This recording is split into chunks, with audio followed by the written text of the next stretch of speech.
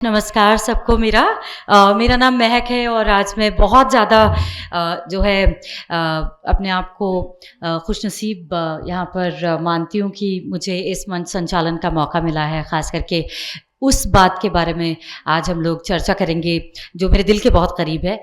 ममता जी का बहुत-बहुत शुक्रिया, धन्यवाद करना चाहती हूँ। सिंगापुर से आई हूँ। मैं और ममता जी उस समय से साथ में हैं जब से ये एक छोटा-सा सपना था कि हिंदी अवार्ड्स होने चाहिए या हिंदी के बारे में कुछ करना चाहिए। तो मुझे याद है हमारे दफ्तर में बैठ के हमने चर्चा की थी इसके बारे में। और आज जो है ममता जी ना सिर्फ सिंगापुर में बल्कि विश्व में बहुत सारी और जगह पर भी जो है हिंदी को प्रोत्साहन देना चाहती हैं, लोगों में उसका अवेयरनेस बढ़ाना चाहती हैं। तो absolute honour to be here. बहुत थैंक यू और धन्यवाद करना चाहूँगी हमारे सारे पैनलिस्ट का जो इस वक्त हैं। ममता जी ने ऑलरेडी उनके बारे में आपको बता दिया है।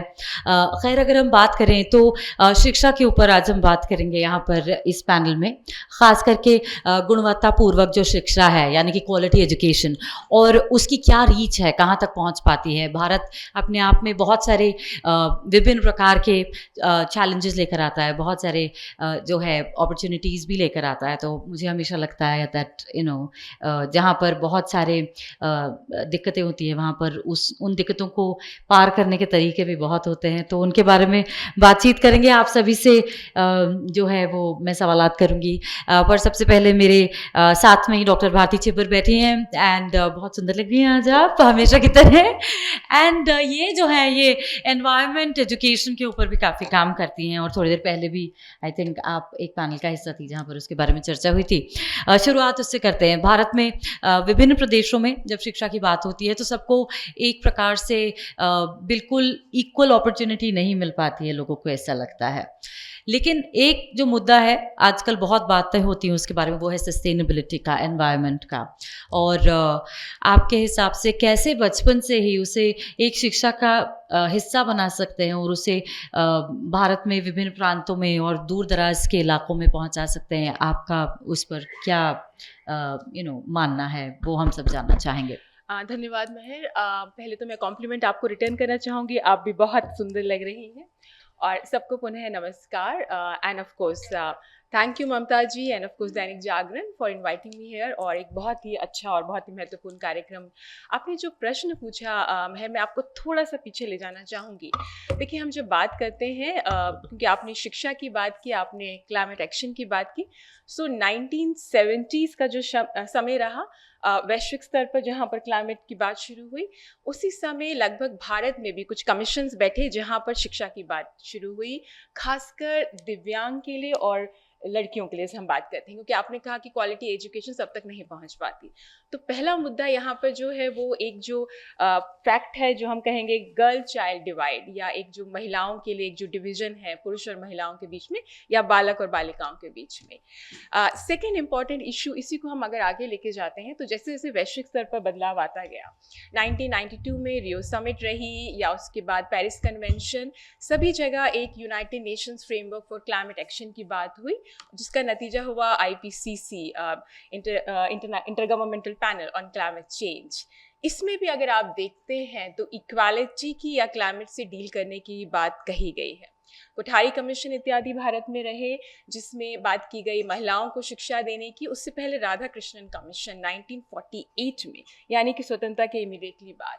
भारत का संविधान आप देखते हैं, आर्टिकल 48 आप देखें, क्लाइमेट एक्शन जो है वो एक स्टेट की रिस्पॉन्सिबिलिटी है। 51A अगर आप देखें तो उसमें पेरेंट्स की रिस्पॉन्सिबिलिटी है बच्चों को पढ़ाना, और ये एक कर्तव्य है सभी नागरिकों का कि वो क्लाइमेट पर ध्यान दें। लेकिन हम सब अपने अधिकार की बहुत बात करते हैं महर, कहीं ना कहीं हम अपने कर्तव्यों को भूल जाते हैं। तो वो एक बहुत इंपॉर्टेंट विषय रहा। और अगर आप NEP, क्योंकि आपका प्रश्न पर्यावरण से है, तो उस पर आते हुए अगर हम न्यू एजुकेशन पॉलिसी को देखते हैं तो उसमें एक जिसे going back to the grass roots, आजकल ये बहुत बात चल रही है, भारत में सुनने को मिल रहा है कि पुनः आप जाएं जो आपकी जड़ें हैं उन पर। तो वहाँ से इसको रिलेट किया गया है, जहाँ पे 3 लैंग्वेज की बात की गई है, जहाँ पर हिंदी और इंग्लिश एक कनेक्टिंग लैंग्वेज हो गई और एक लोकल लैंग्वेज।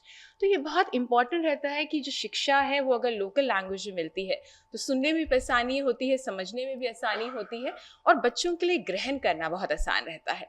लेकिन न्यू एजुकेशन पॉलिसी में एजुकेशन जो है, पर्यावरण की एजुकेशन, उसमें कई उसके मापदंड दिए गए। वन, ऑफ कोर्स एक पेपर को कंपलसरी बनाया गया, एनवायरमेंटल साइंस। उसके साथ साथ और पेपर जैसे जेंडर, एनवायरमेंट, ह्यूमन राइट जो पहले से चल रहा था उसको और बेटर किया गया।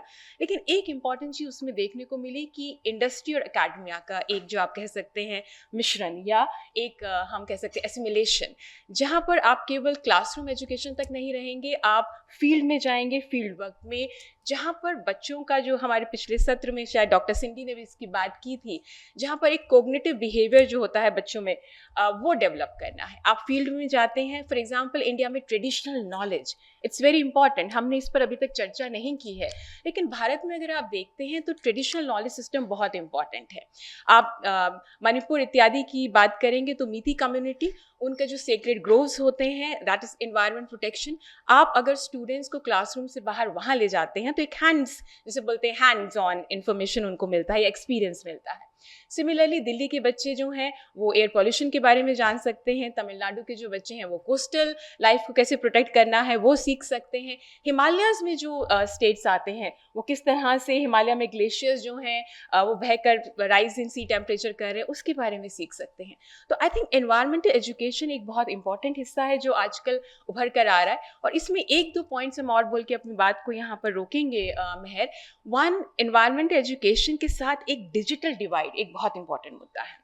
2022 से पहले एजुकेशन के क्षेत्र में ऐसा नहीं था कि एआई नहीं थी, लेकिन जब से कोविड है उसके बाद ही एजुकेशन में बढ़ चढ़कर उसका इस्तेमाल किया जा रहा है।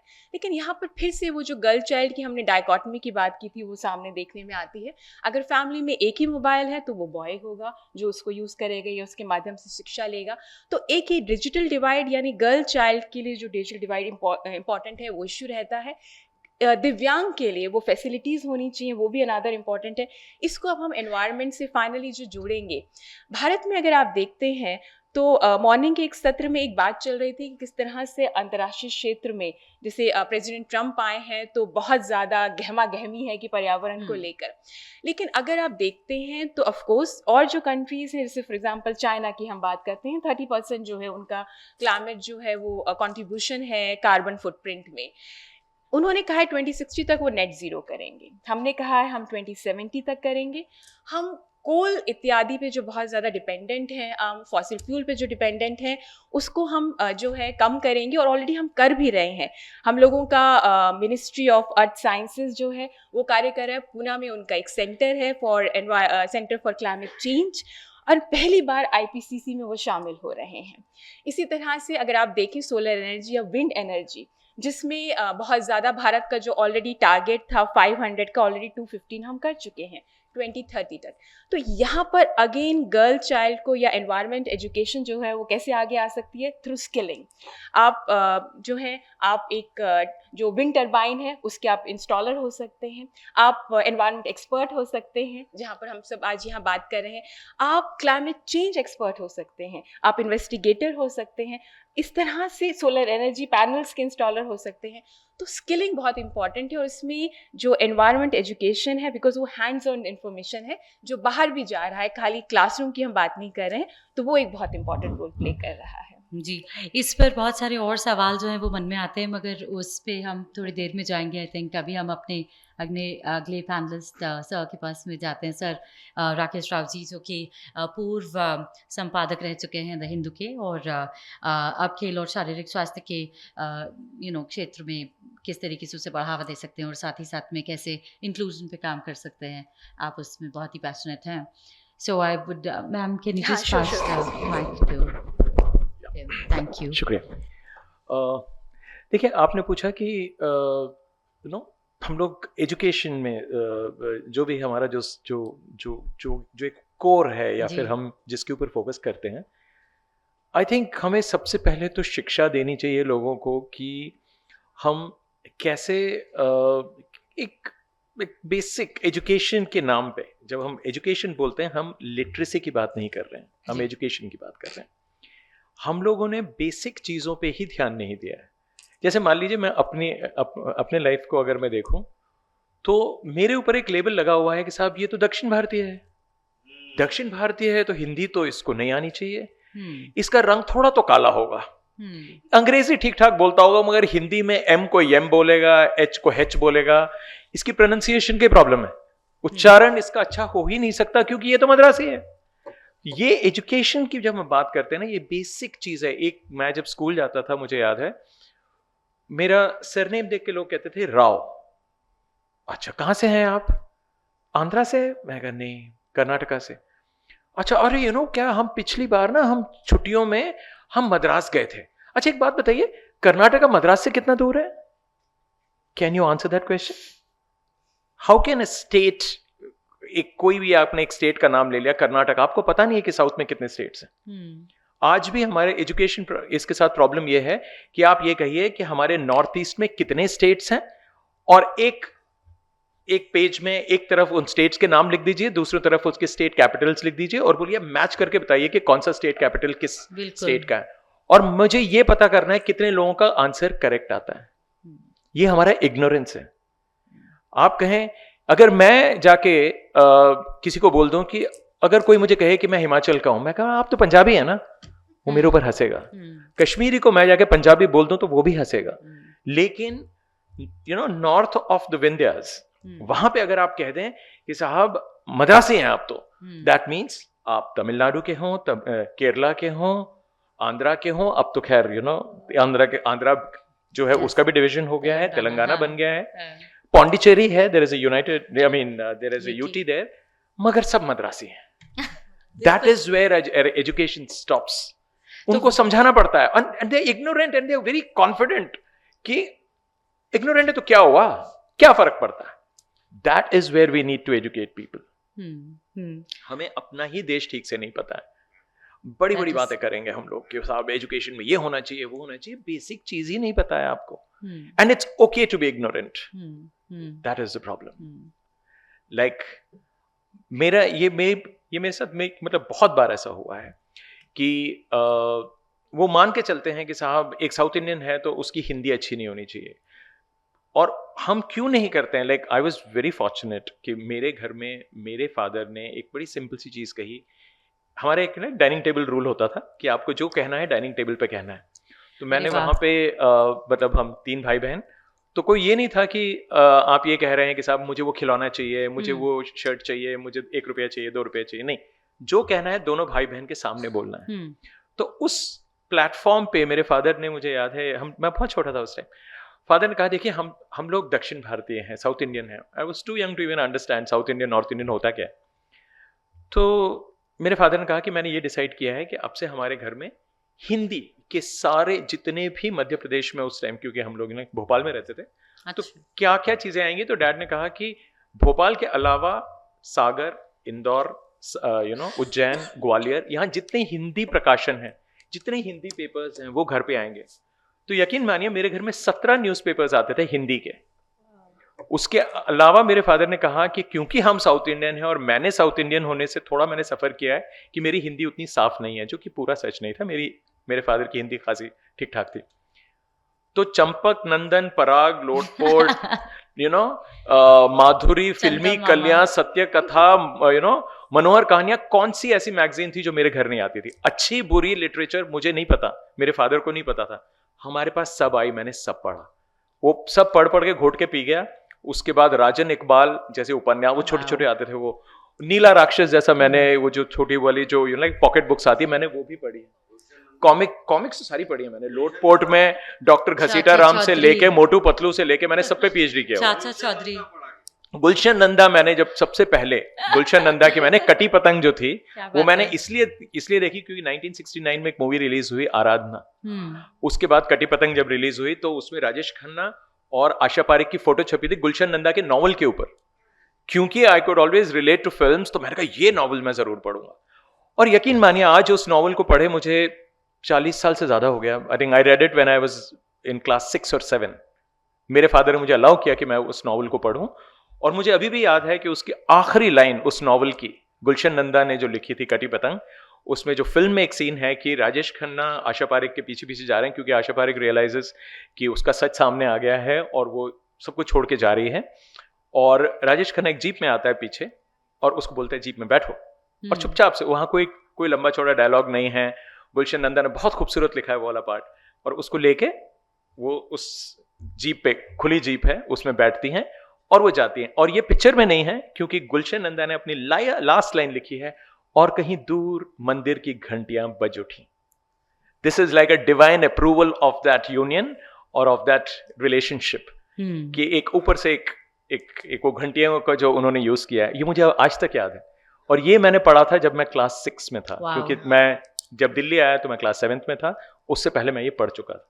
तो हिंदी का जो एक्सपोजर है, ये हमारे कंट्री में एक प्रॉब्लम है कि कुछ रीजन वालों को हिंदी अच्छा जानना ये जरूरी नहीं है, क्योंकि आप तो साउथ इंडियन है, आपको तो कोई जरूरी नहीं है हिंदी जानना। आई थिंक एक ऐसा एनवायरनमेंट जो है वो मिलना बहुत जरूरी है। तो इसीलिए जब आपने एजुकेशन की बात की, मेरे लिए एजुकेशन का सबसे बड़ा हिस्सा ये है कि आपके घर में एक लैंग्वेज को लेके, चाहे कोई लैंग्वेज हो, यहाँ हम हिंदी के एक ऐसे एक मंच में बैठे हैं जहाँ पे हम हिंदी की बातें कर रहे हैं, तो यहाँ ये बहुत ज़रूरी है कि न्यू जनरेशन या जो भी पेरेंट हैं वो अपने घर में भूल जाएं कि आप नॉर्थ इंडियन, साउथ इंडियन, हम नॉर्थ और साउथ इंडियन तो बोलते हैं, ईस्ट इंडियन और वेस्ट इंडियन तो नहीं बोलते हैं, लेकिन ये बोलते हैं। तो ये डिवीजन, ये एजुकेशन से ही साफ होगा।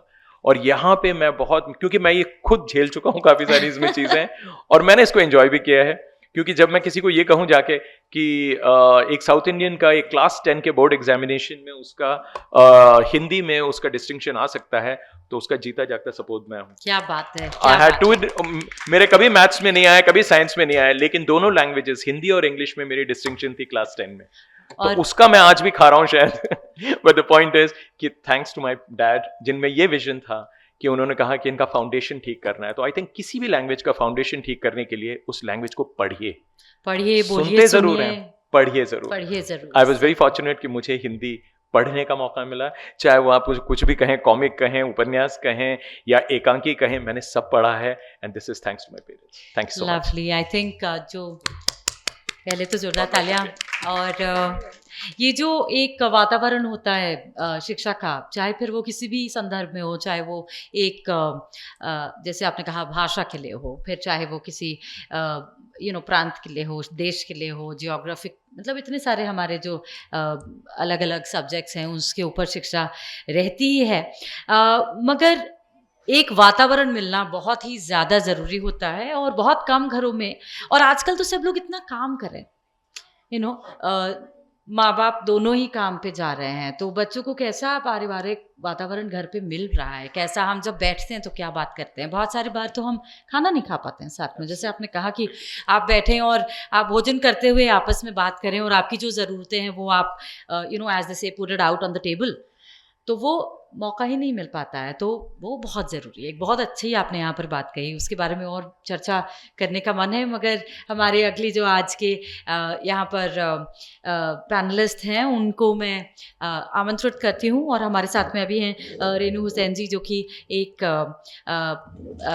पब्लिक एजुकेटर हैं, और उसके साथ साथ में एक लेखिका भी हैं, एक ऑथर हैं, और बहुत ही खूबसूरत पोइट्री भी करती हैं, और गाना भी गाती हैं, मैंने देखा सोशल मीडिया पे। खोज करके लाई है। जी हाँ, मैं बिल्कुल खोज के जो है देख कर आई हूँ। तो मैम आप बताइए, आपके हिसाब से जो भारत में शिक्षा का पूरा प्रावधान है, और ख़ास करके दूर दराज के इलाकों में, या फिर जो एक गुणवत्तापूर्वक शिक्षा जिसे कहा जाता है क्वालिटी एजुकेशन, उसका क्या हाल है? क्योंकि आप तो सार्वजनिक शिक्षा संस्थानों पर जाती हैं, आप देखते हैं किस तरीके की वहाँ पर शिक्षा जो है वो उपलब्ध है बच्चों के लिए या बाकी लोगों के लिए, तो आप क्या कहना चाहेंगे उसके बारे में? थैंक यू महक जी और ममता जी, जिन्होंने इतना मंच, बहुत ही प्रबुद्ध मंच मुझे दिया साझा करने के लिए। राकेश जी ने बहुत अच्छी बातें कही, और डॉक्टर मीनाक्षी जी की भी बात को आगे बढ़ाते हुए, तेरे अंदर न सही मेरे अंदर भी तो हो सकता है, तेरे अंदर न सही मेरे अंदर भी तो हो सकता है, अश्क का कतरा समुंदर भी तो हो सकता है। क्या बात है। तो ये बात, मैं शिक्षा की बात आपने पूछी, आपने बिल्कुल, हम लोग, ऊपर से चले थे और हम आ गए बिल्कुल लेवल पे कि बेस क्या है। और आपने बताया कि शिक्षा जो है वो रीजनल यानी स्टेट टू स्टेट, नगर से नगर आपस में भाषा मिलनी चाहिए, जाननी चाहिए हमें, क्योंकि हमारा देश इतना विविध, इतना विशाल है कि इसमें कई भाषाएं, हजारों बोलियां, अनेकों धर्म, जातियां, ये वो डाइवर्सिटी वाला देश है। एक ही मात्र पूरी दुनिया में ऐसा देश है जिसमें इतने सारी चीज़ें एक साथ हों और हम एक हों, यही हमारी विशेषता भी है। अब भारत को हम लोगों ने बांट दिया है उत्तर और दक्षिण भारत में, तो भाषाओं को भी, वो आपने बिल्कुल सही कहा कि दक्षिण भारत मतलब मद्रासी, जबकि मद्रासी एक लैंग्वेज भी नहीं है। ये हमें शिक्षा के बाद पता चलता है, पढ़ने लिखने के बाद पता चलता है। और उत्तर भारत में कई बार बोल देते हैं वो जो भंगड़ा डालते हैं, बस वो उत्तर भारत वाले हैं, वो सब पंजाबी हैं। तो ऐसा है। मैं एक शिक्षिका भी हूँ और बिल्कुल बेसिक जो लेवल पे पढ़ाती हूँ, यानी वो बच्चे, सरकारी स्कूल के बच्चे जिन्हें जब पब्लिक स्कूल्स में उनके माँ बाप के पास पैसा नहीं होता, वहाँ जगह नहीं मिलती, तो आखिर में सरकार मौका देती है कि न्यूनतम फीस, ना के बराबर फीस में वो पढ़ने आए। वो ऐसे घरों से आते हैं कि एक कमरा है, माँ बाप मजदूरी को चले गए, बच्चे फ्री हैं, स्टेशनरी मिल रही है, बैग्स मिल रहे हैं, टीचर्स मिल रहे हैं फ्री में पढ़ाने को, अच्छा इंफ्रास्ट्रक्चर अब दे दिया है दिल्ली के स्कूलों ने, तो सब कुछ उन्हें मिल रहा है। लेकिन हमारी समस्या ये है कि उनको अंग्रेजी तो छोड़ दीजिए, हिंदी भी अच्छी तरह नहीं आती है। दुख होता है इस बात का, ये दुख है हमारा, हम टीचर्स का, कि उन्हें हिंदी भी ठीक से नहीं आती है। उनके पास वही कोविड के ज़माने में उनको मोबाइल मिल गए कि क्लासेस ऑनलाइन होंगी, समस्या वही, घर में एक मोबाइल, 4 भाई बहन, माँ बाप को भी मोबाइल चाहिए, तो मोबाइल की लड़ाई, उसमें किसी की क्लास छूट गई, किसी ने पढ़ ली, तो आधी अधूरी उनकी पढ़ाई रही। दूसरा, उनको ज्ञान नहीं है, इस उनके लिए ये जो मोबाइल है, ये जो सोशल मीडिया है, एक नया, मतलब उनके लिए तो एक इनोवेशन, एक नई चीज़ है, डिस्कवरी करते हैं वो लोग, उसमें ढूंढते रहते हैं, वो किसी विंडो से किसी और विंडो में चले जाते हैं। उनके लिए पूरा एक वो छोटा सा मोबाइल है, उनके लिए पूरी दुनिया है वो एंटरटेनमेंट की। अब वहाँ से वो गलत चैनल पे भी चले जाते हैं। हमें उनको वहाँ से भी खींच के लाना है, भाषा की तरफ तो लाना ही है, लेकिन अच्छा, माँ बाप के पास समय नहीं है संस्कार देने का, उनके पास वो समय नहीं है। हम लोग बहुत ही भाग्यशाली हैं कि हम डाइनिंग टेबल पे बैठते थे अपने माता पिता के साथ, और उस समय चर्चा होती थी, हमारे माता पिता हमें बताते थे कि ये सही है, ये गलत है, ये पढ़ो, ये नहीं पढ़ो। बात है। लेकिन अब मेरे सामने जो बच्चे आते हैं, जिनके साथ मैं रोज डील करती हूँ, वो बच्चे हैं जिन्हें ये सब कुछ नहीं पता, जिनके पास केवल वो 40 मिनट का मेरा पीरियड है, या मेरी ऐसी और शिक्षिकाओं का, कि वो उस 40 मिनट में हमें बता देना है, अब जो बताइए आप पढ़ा लीजिए, कि आप दुनिया सिखा दीजिए, कि आप संस्कार दे दीजिए, कि आप भाषा सिखा दीजिए। उनकी भाषा ही अच्छी नहीं है, बहुत दुख के साथ कहना पड़ता है। कभी कभी मैं अपनी क्लास में मैं सोचती हूँ, छोड़ो ये आज सिलेबस छोड़ दो, नहीं करना इसको, तो मैम हम पास कैसे होंगे? मत हो पास। क्यों? मैंने कहा क्योंकि आप 1 से 12 साल जो यहाँ लगा रहे हो, फर्स्ट क्लास से 12th क्लास लगा रहे हो, अगर आप इन 12 सालों में डिसिप्लिन और संस्कार और बड़ों का आदर नहीं सीख कर नहीं गए, तो ये फेलियर तुम्हारा नहीं, मेरा है। हम फेल हो जाएंगे वहीं पे, कि हमारा बच्चा बाहर जाके बड़ों की इज्जत नहीं कर रहा, कदर नहीं कर रहा, अपने माँ बाप की कदर नहीं कर रहा, घर में वो जाने क्या क्या कर रहा है, हमें नहीं पता है। अब हमारे लिए इतनी बड़ी ये समस्या है कि हम उतनी देर में उनको क्या सिखा दें कि वो बच्चा सही राह पे चले।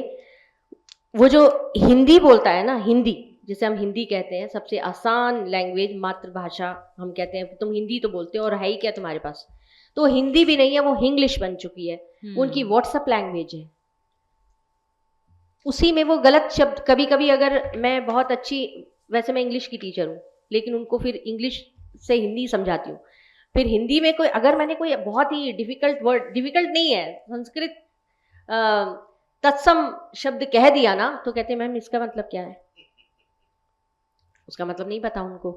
तो मैं कहती हूँ मैंने हिंदी ही बोली है भाई, मैंने कोई तीसरी लैंग्वेज नहीं बोली। फिर मैं उन्हें उनकी लैंग्वेज में, मतलब वो जो टूटी फूटी लैंग्वेज है, जो लैंग्वेज भी नहीं है अभी आजकल, वो उसमें बताना पड़ता है उनको कि ये मैंने कहा था।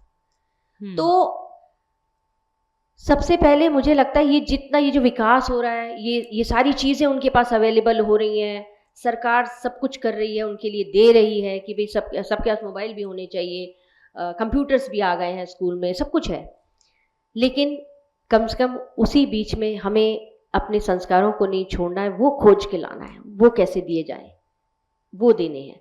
तो मेरी रोज़ की ये मेरी प्रैक्टिस यही होती है कि मुझे उन्हें ये सिखा देना है कि जो गुरुकुल से हम लोग चले आ रहे थे, गुरुकुल में बहुत अच्छा सिस्टम था, मैं तो कहती हूँ वो जो ड्रिल प्रैक्टिसेस होती थी ना, ओरल, कोई रिटन टेक्स्ट नहीं था, ओरल था सब कुछ, तो बच्चा सीखता था। छड़ी होती थी वो, सॉरी, वो अच्छी होती थी, तो कभी कभी अगर मैं बोलती हूँ बेटा एक चपेट खा लो प्लीज, तो कहते नो मैडम नो, नहीं मारना आप। तो मैंने कहा नहीं, ये आशीर्वाद है प्लीज, ये भी मतलब जरूरी है। अभी के ज़माने में ये भी नहीं कर सकते। तो पहले के बच्चे वो खाते थे कि वो बहुत ही अच्छी, उनको मतलब आशीर्वाद मिल जाता था कई गुरुओं से, तो अभी वो भी नहीं है। तो कहाँ जाएंगे ये बच्चे, ये जो पूरी जनरेशन है ये कहाँ जा रही है, किस दिशा में जा रही है?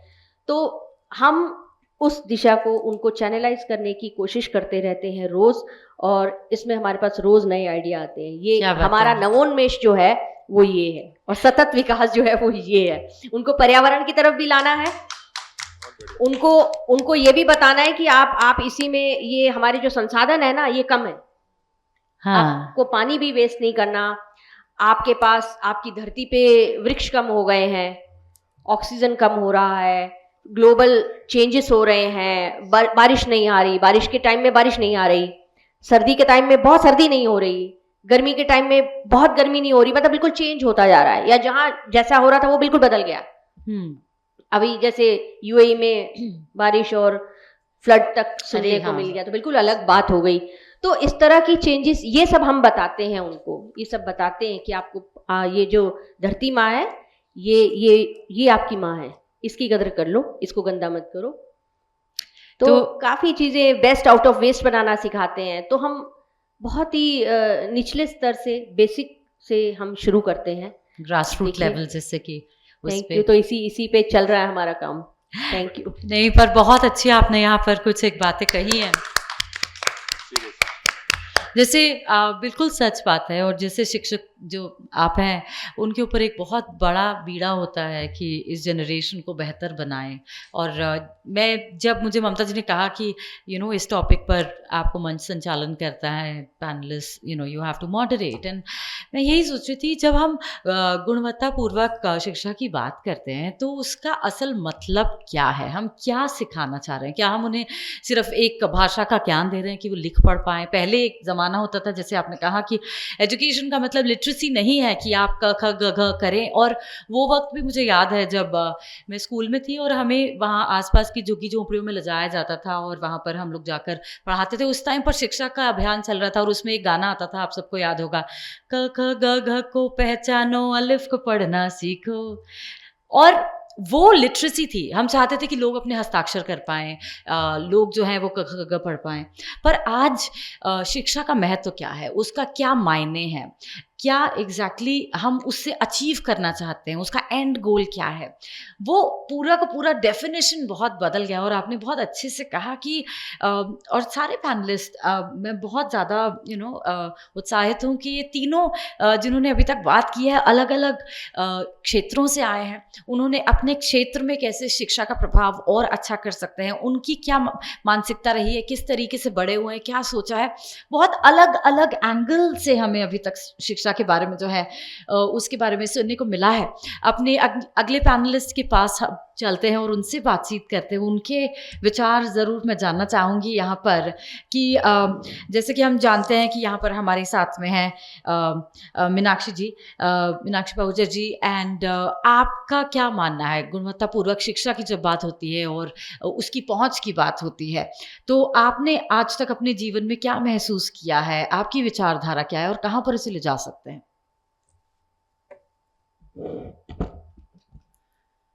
पहले तो बाकी सभी पैनलिस्ट की तरह मैं धन्यवाद देना चाहती हूँ कैंडी को और ममता को, एंड उनसे पहले राकेश राव जी को, जिन्होंने मुझे सबसे मिलवाया और आज आप सबके साथ में यहाँ हूँ अपने विचार प्रकट करने के लिए और साझा करने के लिए। मैं भी एजुकेशन सेक्टर से हूँ, लेडी श्री राम कॉलेज में पढ़ाती हूँ। देखिए, बार बार हमारी एजुकेशन पॉलिसीज़ हैं, जैसा कि इन्होंने बोला, चाहे वो कोठारी कमीशन हो, चाहे लेटेस्ट हमारी नेशनल एजुकेशन पॉलिसी आई हो, तो आप देखिए किस तरह से इंडिया के एजुकेशन सेक्टर को बार बार री इन्वेंट किया जा रहा है, क्या उसमें चेंजेस आ रहे हैं, और कहीं ना कहीं वो ग्लोबल पर्सपेक्टिव हमारे देश की जो जड़ें, जो बहुत ही नींव बहुत गहरी थी, कहाँ तक वो कॉम्प्रोमाइज़ हो रही हैं, वो भी देख के बहुत दुख हो रहा है जी। जैसा कि मैम ने कहा कि गुरुकुल एजुकेशन, आज आप देखिए नेशनल एजुकेशन पॉलिसी में बच्चा आज की डेट में ये सोच रहा है उसको वो इंटरनेशनल क्रेडिट्स कहाँ से मिलेंगे, वो एक्सचेंज कहाँ से जल्दी आएगा, क्या हमारे इंडिया का जो बेस्ट बच्चा है, जो हमारे देश को, मैं ये कहूँगी कि प्राइमरी एजुकेशन लेने के बाद सिर्फ हमारा एक ही काम रह गया है कि वो दूसरे देश में जाएं और वहाँ पे जॉब्स लें, क्या ये ड्रेन नहीं है? जो हमारी ट्रेडिशनल एजुकेशन है, जो हमारी जड़ें हैं, वो कहाँ तक हम देख रहे हैं। दुख होता है, शिक्षक होके मैं भी दिल्ली यूनिवर्सिटी में पढ़ा रही हूँ, जो हमारे कोर सब्जेक्ट्स थे, आप देखिए जब मैंने कॉलेज में पढ़ाना शुरू किया था तब एनुअल मोड ऑफ एजुकेशन था, मैं 2002 की बात कर रही हूँ, तब मैंने lady Shri Ram college join किया था। तो बच्चे को सिर्फ कोर पढ़ना था, सब्सिडरी के पेपर पढ़ने थे और बात टीचर्स और कॉलेज लाइफ को एक्सपीरियंस करना था, प्रैक्टिकल भी था और पूरा समय था। उसके बाद आया इंडिया में 2010 के आसपास semester system of education. Now semester से दौड़ शुरू हो गई कि हाँ जी इंटरनेशनली हमें सेमेस्टर में जाना है तो क्रेडिट्स आएंगे, अब हमारा ये हो जाएगा, मान्यता मिल जाएगी। हुआ क्या आप देखिए, और आगे चल के अब जब हमारी ये नेशनल एजुकेशन पॉलिसी आ गई है और इम्प्लीमेंट हो गई है, दिल्ली यूनिवर्सिटी में, अपनी यूनिवर्सिटी की बात कर सकती हूँ, आप देखिए हर 6 महीने में 4 महीने के अंदर अंदर आपका सेमेस्टर ख़त्म हो रहा है, फिर एक फैक्ट्री आउटपुट की तरह उन्हीं बच्चों के साथ आपको प्रिपरेटरी लीव दी जाती है और इमीडिएटली आपके एग्ज़ाम्स हो रहे हैं। जब तक आपका एग्ज़ाम भी ख़त्म नहीं हो रहा, आपका सेमेस्टर शुरू हो गया। तो आप बताइए, जो हैंड्स ऑन ट्रेनिंग है, जो बात कर रहे थे राकेश राव जी के, हाँ घर में इतना आपको पढ़ने का समय मिल रहा है, आप एक्सप्लोर कर रहे हैं, वो रीडिंग्स कहाँ तक रह गई? लाइब्रेरीज़ का आप हाल देखिए, बुक फेयर होते हैं, कभी इतनी लाइन होती थी कि जगह ही नहीं थी। सही बात है। आज आप न्यूज़ में पढ़ते हैं कि वहाँ पहुँचने वाले लोग कितने रह गए। तो I think it's a very larger question to be talked about, कि कहीं ना कहीं हम अपनी जड़ों के साथ कॉम्प्रोमाइज़ ना करें, क्योंकि हमारे देश की एजुकेशन, आप देखिए जब ऋषि मुनि भी पढ़ा रहे थे, बच्चे गुरुकुल एजुकेशन में भी जा रहे थे, तो हमारी जड़ें बहुत मजबूत थी, बहुत ही ज़्यादा ध्यान दिया जा रहा था। आप बड़े से बड़े आप देखिए मैथमेटिशियंस हमारी कंट्री ने दिए, साइंटिस्ट दिए। आज आप देखिए हम कहाँ हैं, हमारा कोई भी कोर डिसिप्लिन है, हम इंटरनेशनल पैटर्न ऑफ एजुकेशन पे चल रहे हैं, क्योंकि हमें ग्लोबल रैंकिंग्स ऊपर लानी है। तो ये भी एक बहुत बड़ा विषय है। सही बात है। और इतने विभिन्न प्रकार के जो यहाँ पर हमें सभी विचार सुनने को मिले और डिफरेंट एंगल्स जैसे कि उनको कहते हैं। साथ में जब हम बात करते हैं क्वालिटी एजुकेशन की, तो कहीं ना कहीं ये द्वंद ज़रूर रहता है कि क्या जो पहले हमारा शिक्षा का पूरा पद्धति थी वो ज़्यादा अच्छी थी, या फिर अभी जो हम करने जा रहे हैं वो बेहतर होगा। तो वो तो एक द्वंद अपने आप में चलता ही रहेगा और नेवर एंडिंग डिस्कशन उसके ऊपर हम कर सकते हैं। लेकिन अगर एक मैं सवाल पूछना चाहूँ और आप चारों में से कोई भी उसका जवाब दे सकता है. This will be a conclusive summary of the discussion कि ये सवाल जो मैंने पहले भी किया कि एक क्वालिटी एजुकेशन, उसका आपने कहा कि बच्चों का पूरा ओवरऑल जो है डेवलपमेंट होना चाहिए. आपने कहा कि भाषा, संस्कार और वातावरण मिलना चाहिए. आपने कहा कि पर्यावरण की बात होनी चाहिए. आपने कहा कि अंतर्राष्ट्रीय स्तर पर हम भारत को जो है वो बढ़ाना चाहते हैं और लाना चाहते हैं, उसका जो क्रमांक है ऊपर करना चाहते हैं. लेकिन हमारे लिए जब हम बात करते हैं शिक्षा की आज के ज़माने में, तो वो क्या है? अगर 4 शब्दों में कहना पड़े तो आप में से कौन कहना चाहेगा? उनसे मैं जानना चाहती हूँ. Ma'am, mic. I will quickly share जो आपने कहा, one all round development ji. and human values. अगर आप देखें पहले सत्र में राजेश जी ने भी इस बात को कहा था. अगर आप देखें विवेकानंद, उनका एक बड़ा अच्छा सा कोट है जो बहुत यूज़ होता है, that you will be closer to divinity if you play football rather than the prayers, right? So that means a healthy body and a healthy mind. Sports बहुत important है, physical activity बहुत important है. Similarly, education चाहे environment हो, gender equality की हो, respect to the elders की हो, सभी अपने आप में बहुत important हैं. Multidisciplinary environment की बात करें, वो केवल साइंसेस तक क्यों सीमित रहे? बिकॉज एनवायरनमेंट का जो प्रॉब्लम है या जो ये समस्या है, वो केवल साइंस के लोगों को तो अफेक्ट नहीं करती, it affects everyone, right? So across the stream, social sciences. Similarly, respect women. आप अपने बेटों को पढ़ाएं या बताएं कि महिलाओं की या जो लड़कियां हैं उनकी आपको रिस्पेक्ट करनी है. Again it has to be interdisciplinary, both social sciences and sciences, वो इम्पॉर्टेंट है. I quickly share my own story very quickly. महर, हम जहाँ I am born and brought up in Delhi, had my education from LSR, doctor Meenakshi, and हमारा जो घर का माहौल रहा, my father being professor of English, my grandfather being founder of geography department in BHU, तो बहुत इंग्लिश का एक माहौल रहा जी. लेकिन साथ ही साथ क्योंकि दादाजी जो थे वो ज्योग्राफी के प्रोफेसर थे, तो एनवायरनमेंट का जो प्रोटेक्शन है वो माहौल रहा. हमारी मदर के जो सब्जेक्ट्स थे वो संस्कृत और हिंदी. तो वहाँ से जो संस्कार हैं आए. मम्मी का कहना था हमेशा, विद्या ददाति विनयम, एजुकेशन या नॉलेज आप में ह्यूमिलिटी लाता है. पापा also said the more knowledgeable you are, more humility comes in you. तो एक वो जो घर का माहौल है, बिकॉज अगर आप देखें तो फैमिली आपको पहले संस्कार देती है जो आगे आप स्कूल कैरी फॉरवर्ड करते हैं, फिर वहाँ से आपको टीचर्स वगैरह आगे आपके संस्कार देती हैं. तो घर का जो एक संस्कार है, फिर वो हिंदी का हो, हमारी पुरातन सभ्यता का हो, वो बहुत इम्पॉर्टेंट है, जो एक मानवीय वैल्यूज़ या ह्यूमन वैल्यूज़ पर आधारित है.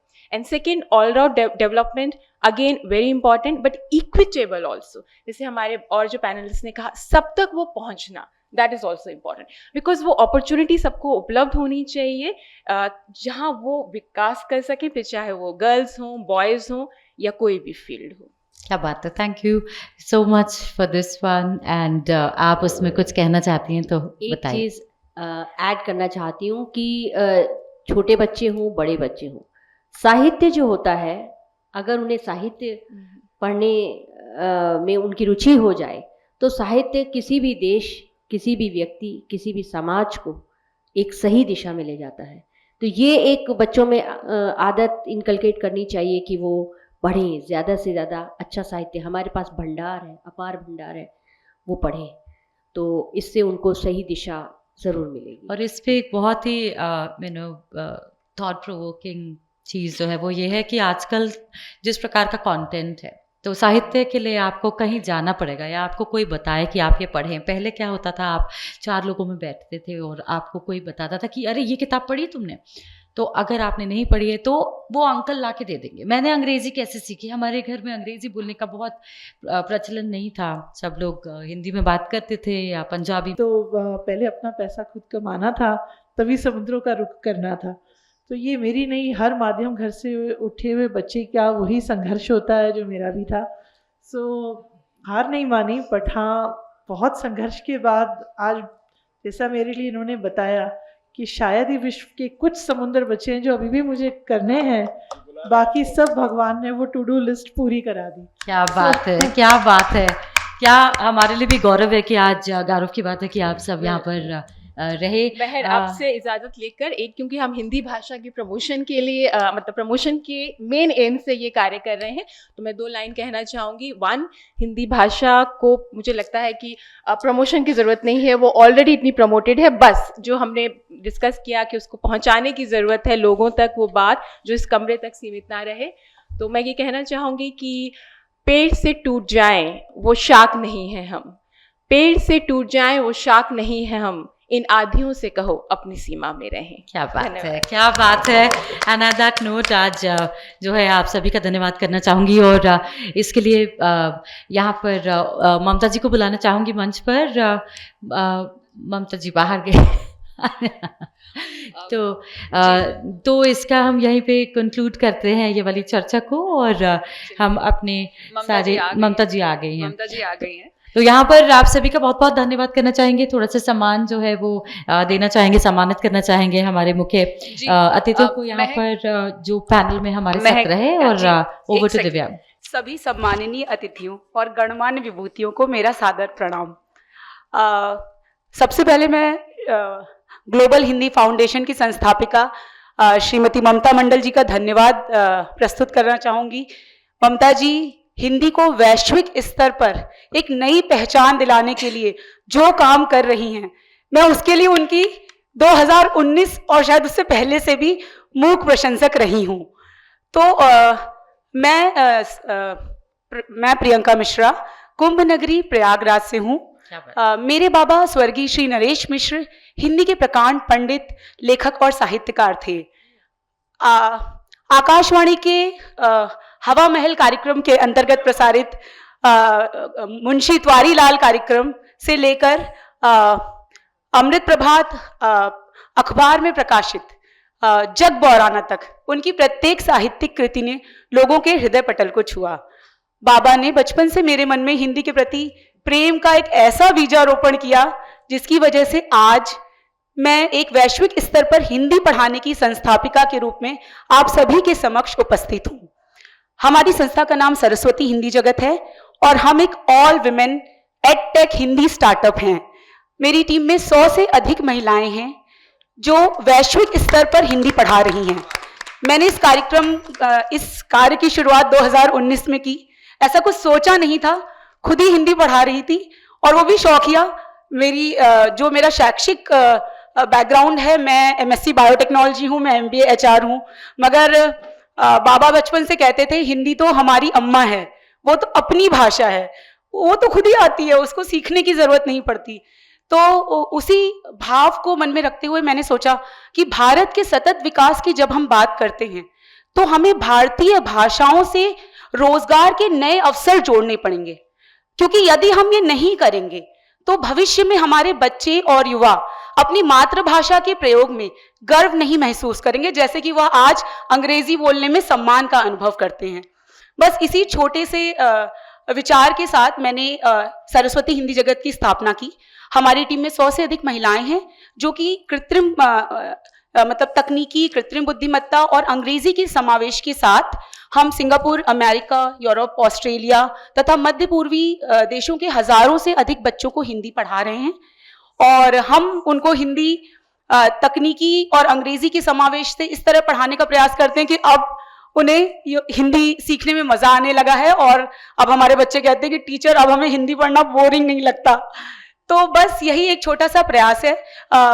मेरी जितनी भी शिक्षिकाएं हैं, हम उन्हें हिंदी पढ़ाने के लिए और तकनीकी से अवगत कराने के लिए एक प्रॉपर ट्रेनिंग मॉड्यूल है हमारा, क्योंकि कई बार हम ये देखते हैं कि हमारे देश में बहुत सारी ऐसी महिलाएं हैं जिनमें बहुत प्रतिभा छुपी हुई है, उनकी हिंदी बहुत अच्छी है, परंतु किसी कारणवश वह घर से बाहर जाकर कार्य नहीं कर पाती।